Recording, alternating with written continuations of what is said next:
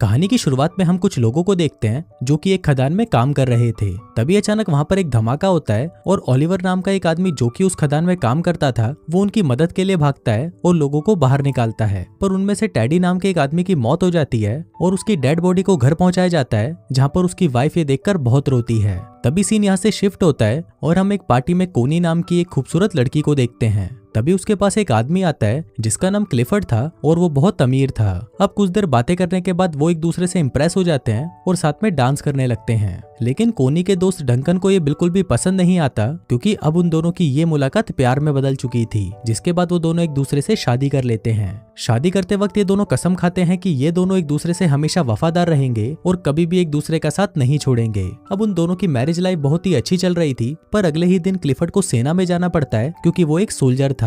लेकिन जंग के दौरान क्लिफर्ड घायल हो जाता है और उसे वापस घर भेज दिया जाता है। हम देखते हैं कि आज क्लिफर्ड घर आ रहा था और सभी बहुत ज्यादा खुश थे और उसका वेलकम करने के लिए घर के बाहर खड़े हुए थे। क्लिफर्ड को देखकर कोनी बहुत ज्यादा खुश होती है, पर तभी हम देखते हैं कि उस जंग में घायल होने के बाद क्लिफर्ड के पेट के नीचे का हिस्सा पूरा पैरालाइज हो चुका था। अब क्लिफर्ड अपनी हालत से लाचार था और वो सबको थैंक यू बोलकर अंदर आ जाता है। वहीं कोनी क्लिफर्ड को देखकर खुश तो थी, पर वो अंदर ही अंदर बहुत ही ज्यादा दुखी थी। उनकी खुशियों से भरी जिंदगी में कभी ऐसा मोड़ भी आएगा ये उसने कभी सोचा नहीं था। इसी बात से दुखी होकर क्लिफर्ड खुद को मारने की कोशिश भी करता है, पर कोनी उसे रोक लेती है। वो उसे विश्वास दिलाती है कि वो हमेशा उसके साथ रहेगी।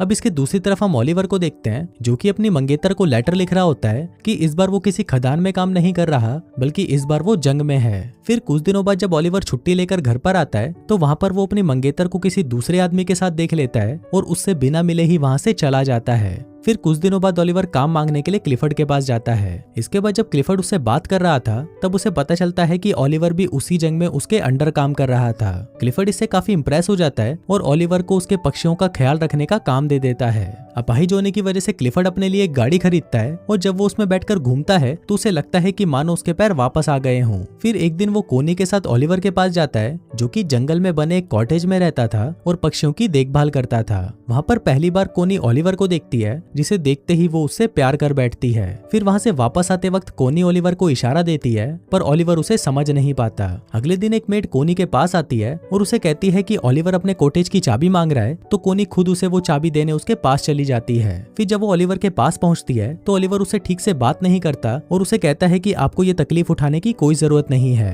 कोनी को भी ओलिवर के इस बिहेवियर पर गुस्सा आ जाता है और वो गुस्से में वहां से चली जाती है। अगले दिन ओलिवर कोनी को एक लेटर लिखता है जिसमें वो अपने बर्ताव के लिए उससे माफी मांगता है। इसके बाद कोनी फिर से उससे मिलने उसके कॉटेज में जाती है जहाँ पर ओलिवर अपनी शर्ट उतारकर काम कर रहा था। फिर जब कोनी उसके बदन को देखती है तो उसके भी तन बदन में आग लग जाती है। ये देखकर कोनी खुद को कंट्रोल नहीं कर पाती और ओलिवर के पास जाने लगती है, पर तभी ओलिवर भी उसे देख लेता है और अपनी शर्ट वापस पहन लेता है क्योंकि वो कोनी की इज्जत करता था। कोनी को ये जगह बहुत पसंद थी, इसलिए वो ओलिवर को कहती है कि मैं हर रोज यहाँ पर पेंटिंग करने आऊंगी। पर ओलिवर उसे कहता है कि मैं ये जगह आपके लिए साफ कर दूंगा और मैं किसी दूसरी जगह चला जाऊंगा। कोनी उसे कहती है कि तुम्हें कहीं भी जाने की जरूरत नहीं है और तुम मुझसे इतना भाग क्यों रहे हो। यहाँ पर कोनी ओलिवर से गुस्सा हो जाती है और वहाँ से जाने लगती है। लेकिन तभी वहाँ पर बारिश आ जाती है, इसलिए वो ओलिवर के साथ उसके कॉटेज में चली जाती है जहाँ पर वो दोनों आग जलाकर खुद को गर्म करने लगते हैं। पर तभी ओलिवर वहां से उठ जाता है क्योंकि वो कोनी के इरादे समझ रहा था। कोनी उससे पूछती है कि तुम मुझसे दूर क्यों भाग रहे हो,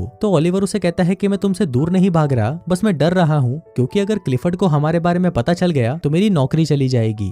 अब ओलिवर ने कोनी को इग्नोर कर दिया था, इसलिए वो वहां से उठकर घर चली जाती है। फिर एक दिन कोनी क्लिफर्ड से कहती है कि मुझे बहुत ही अफसोस है कि हमारा कोई बच्चा नहीं है। इस पर क्लिफर्ड उसे कहता है कि मैं तो बहुत कोशिश कर रहा हूँ और अपने शरीर को ठीक करने के लिए वो उसके ऊपर करंट के झटके देता है। क्लिफर्ड दर्द से बहुत चिल्ला रहा था और फिर जब आखिरी में कोनी से उसका दर्द देखा नहीं जाता तो वो क्लिफर्ड को रोक देती है। अब क्लिफर्ड इस काम में नाकाम रहता है, इसलिए वो रोने लगता है। अब इसके अगले दिन कोनी जंगल में जाती है, पर तभी उसे ओलिवर के काम करने की आवाज सुनाई देती है तो वो तुरंत उसके पास चली जाती है। जहाँ पहुंचकर वो छोटे चूजों को देखती है और उन्हें देखकर रोने लगती है। उन बच्चों को देखकर उसे अपने बच्चों की याद आती है जो कि शायद वो कभी पैदा नहीं कर पाएगी।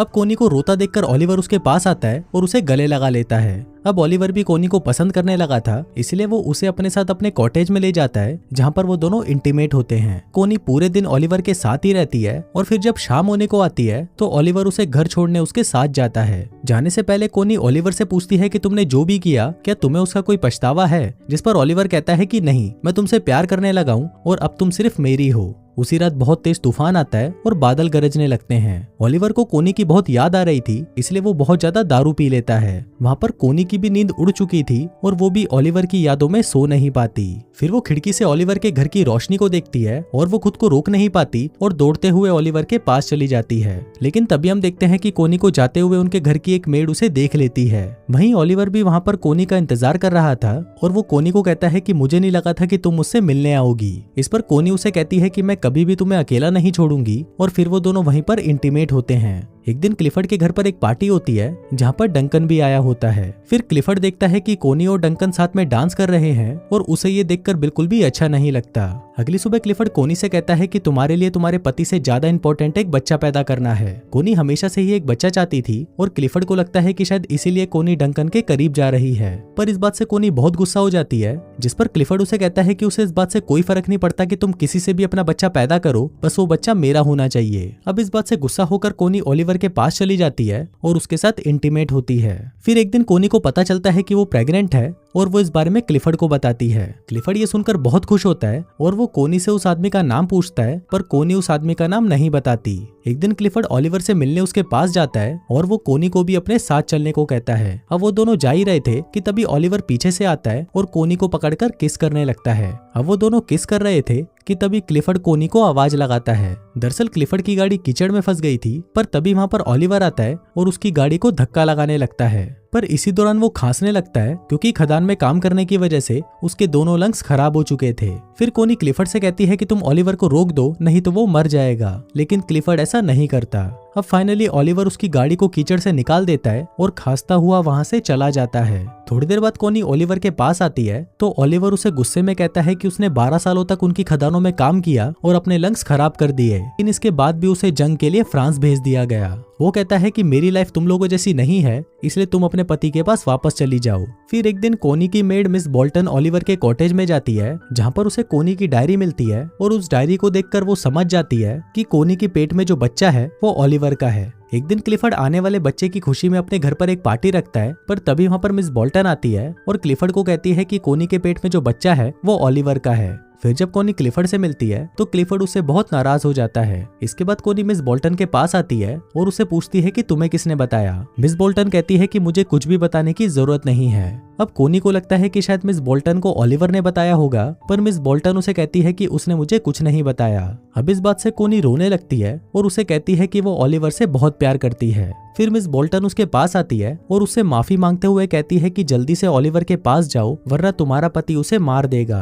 अभी सुनकर कोनी भागते हुए ओलिवर के आउट हाउस में जाती है और देखती है कि वहाँ पर कोई नहीं होता। ये देखकर कोनी रोने लग जाती है, पर तभी वहाँ पर ओलिवर आ जाता है और उसे देखकर कोनी उसे गले लगा लेती है। इसके बाद हम देखते हैं कि कोनी क्लिफर्ड के घर पर आती है जहाँ पर वो उससे डिवोर्स मांगती है, पर क्लिफर्ड उसे मना कर देता है और ओलिवर को बुलाने के लिए कहता है। पर फिर जब ओलिवर वहाँ पर आता है तो वो दोनों आपस में बहुत बहस करते हैं और फाइनली कोनी और ओलिवर क्लिफर्ड के घर को छोड़कर चले जाते हैं। फिर उनके जाते वक्त क्लिफर्ड वहाँ पर आता है और वो कोनी को तलाक देने के लिए मान जाता है। दोस्तों, ये फिल्म किसी भी तरह से कोनी के ये काम को जस्टिफाई नहीं करती। कोनी ने क्लिफर्ड के साथ जो भी किया वो सही नहीं था। यहाँ पर डायरेक्टर आपके लिए ओपन एंडिंग छोड़ देता है जहाँ पर आपको खुद डिसाइड करना है कि कौन सही है और कौन गलत। और दोस्तों, इसी के साथ ही ये कहानी यहीं खत्म हो जाती है।